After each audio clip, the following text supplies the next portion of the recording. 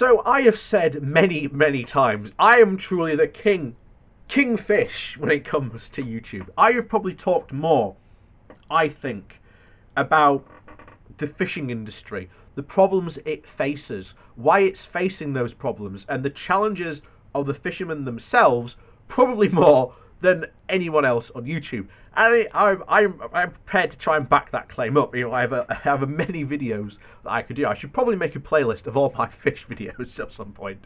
I'll get around to it eventually. But we have seen, we are only, 2 weeks into this year, and already we are seeing the fishing industry crying foul over Brexit, saying how awful this was going to be, because many of these people who are in the fishing industry who voted to leave did so because they were told by Vote Leave, by the unofficial Leave campaign, by Fishing for Leave Fishing for Leave, that when we left, this would be perfect. You know, it's going to be, the grass is going to be so much greener. Look at all these rainbows and unicorns that we've finally delivered to you. Turns out not so. Already 2 weeks in, and we're going to go over some of these numbers, especially here, are shocking. Because when you think about this, how much one of these guys lost, you've got to realise his business is just unsustainable. And what happens now is, as was always the case, the problem with the fishing industry wasn't the EU, it was the UK government, because the UK government decided to take us out of the common fisheries policy, to take us out of the EU, which benefited fishermen so much, but they couldn't admit it to themselves.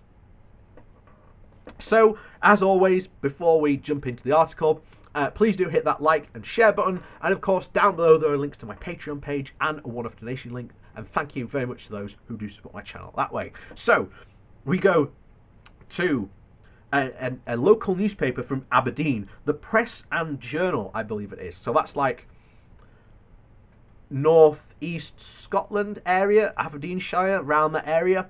Been there before, to Aberdeen myself, nice city. But like I say, I'm going to cover this, and I think this sums it up.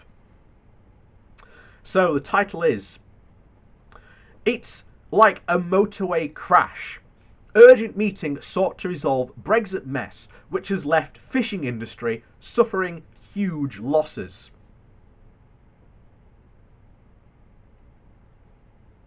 So, North East fishing leaders are demanding urgent talks with the UK government after likening the shambles created by Brexit to a motorway crash. Michael Gove told business leaders last week to prepare for disruption at the border as the French ordered ports to crack down on lorries arriving from Britain with incorrect paperwork. Businesses lost out on hundreds of thousands of pounds worth of sales as a result, after trawlers had to remain in port and stock was left in lorries during bureaucratic hold-ups. Many traders now fear they will go broke through the loss of permanent continental trade. Thus things expected to get worse, even worse this week. Chief Executive of the Scottish Seafood Association, Jimmy Barch, last night said there needed to be an urgent approach to finding a solution. You know what is a solution, guys? If only there was this, a common fisheries policy. Yeah, that's it. A common fisheries policy that you could all agree to and, go forward with, that, that works for your business. If only such a thing existed. Shame that. So, Mr. Bucatch said, I think that's how you say it, there is now a mountain of paperwork to produce for each species. You might have a product with 10 different items, and the paperwork escalates quickly. Before we knew it, things started to go awry at the other side, And there were glitches with computers, and I don't think it's just problems with the IT to blame for this. It's like a motorway crash. There's people with L plates and experienced drivers all caught up in it. Concerns have been raised as the delay meant that hundreds of thousands of pounds worth of fish are being destroyed and ending up in landfill. The new red tape also means that every box of fresh seafood and salmon has to be offloaded from lorries and inspected by vets before they even leave Scotland, which can take up to 5 hours. He added, "Obviously, tempers are at breaking points, and I fully understand that. This situation needs calm heads. We need to sit down and identify the real problems to get the industry moving again." Well, all I'm going to say to you is, if there's like a common fisheries policy might help, but I don't know if something like that exists. If you can't tell, I am being sarcastic. I know, it's so subtle. We're trying our damnedest to rectify this, and there's a real sense of urgency to sit down with those in the industry and the government to work through the problems bit by bit. We've got to work with the logistical companies to find solutions so we can continue to buy fish and keep the supply chain going to France and beyond. David Lepper, the director of Peterhead-based exporters Seafood Exclose, told the Sunday Post one of his biggest worries was letting down regular customers on the continent who he was traded with for many years. And this is where we get to the numbers.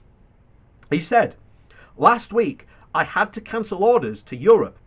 That would have been worth about £300,000 because I couldn't guarantee when they would get there." £300,000. I've said this before,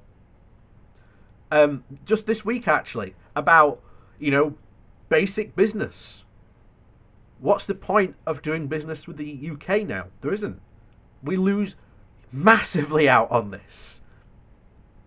And the thing is these industry leaders need to start calling to get back into the common fisheries policy, to get back into the single market.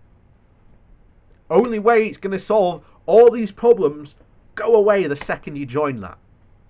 And that's what they need to be calling for. So, these deliveries were to people we have had a good relationship with for decades, and now it has come to this. If the situation worsens, it will have a catastrophic effect on our prices.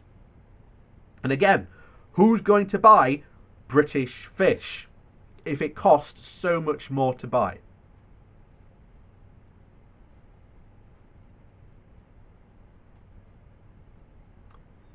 So, a spokesperson for the UK government said, "We are working closely with the industry to help understand and address the issue."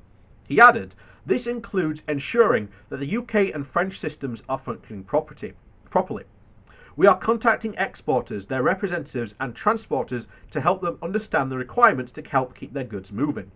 It's vital exporters check that they have entered the details correctly and ensure that they have provided the transporter of the goods with the correct documentation. We urge the Scottish Government to ensure that they have the appropriate staffing levels in place to certify documentation and ensure that there are no delays to food exports.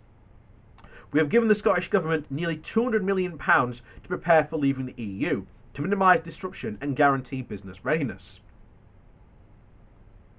And, yep, that's the end of the article. So,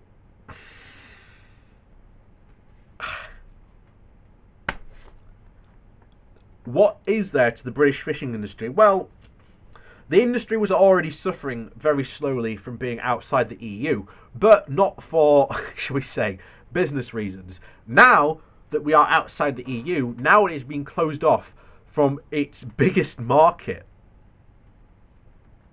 Now you have business reasons. And the reality is that many of the small fishermen, maybe medium-sized, will probably end up going out of business. Maybe some will survive. The big seafood exporters, like two of the guys we've got here, it'd be very interesting to find out and read into them what they voted in the referendum, because some, shall we say, of the big fishing industry leaders did actually heavily push and promote to leave. So,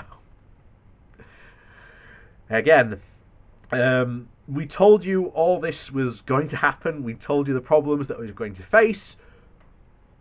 And you didn't seem to think that was a problem. It was going to be an issue. Well, here we are. You know, this is a Brexit problem. The Brexiteers are in charge. They've got to own it. They have a majority in Parliament. How long before we're seeing an article like exactly like that, with guys like that in charge of large seafood businesses saying the only way to save our business is to join the common fisheries policy, which means closer alignment with the EU.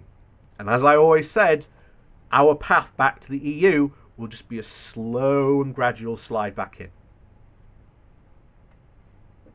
So, as always, thanks for watching. Please do remember to hit that like and share button on your way out. And of course, down below there are a link to my Patreon page and a one-off donation link. And thank you very much to the people that do support me that way. And as always, we'll see you next time.